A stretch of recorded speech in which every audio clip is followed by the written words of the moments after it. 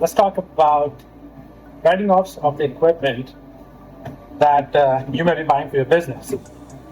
I get this question yesterday from a customer. They're doing her accounting. We just got her not too long ago. We didn't do her taxes this year. The regular accountant's going to. We're going to pick her up for next year. But here's the question.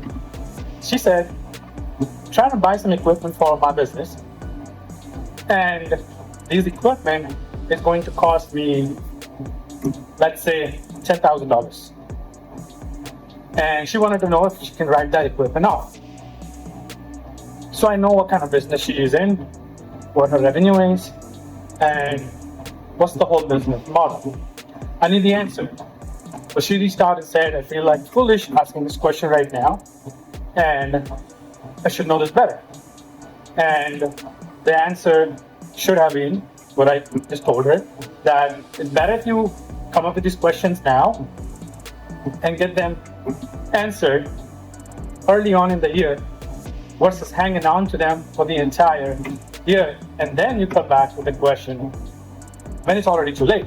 So she said my cost of my equipment is going to be around $10,000. Well, the rule says, if de minimis rule, if you're a small business, let's say you're buying an equipment for your business under $2,500, then in some cases, you can write that equipment off the same year instead of capitalizing that expense over the course of 5 years or more.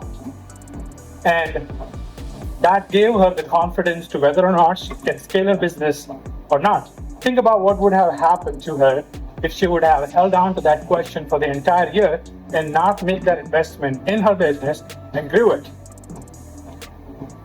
It will give her business a boost if she makes that investment now, and that is almost certain. And now that she knows early on in the year, we are in end of April 2026, she's more certain about doing better revenue, better investments, hire more people, and grow the business overall more than what she did last year.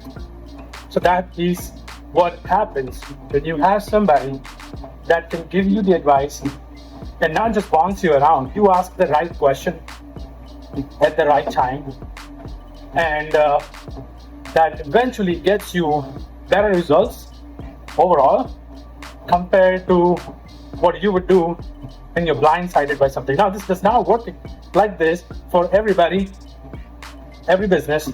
So there are going to be exceptions. This is not a blanket rule that applies to everyone. But for a vast majority of people, it will apply, and you can use that to make decision of whether or not you're going to make big investments this year or you're going to hold them off. Of course, if you have an accountant, go check with them, check with your CPA. This is just a general advice, but it can come in really handy if you ask the right people the right question, if they are ready to answer you when you are ready, make your business grow accordingly. Hope that helps. Bye.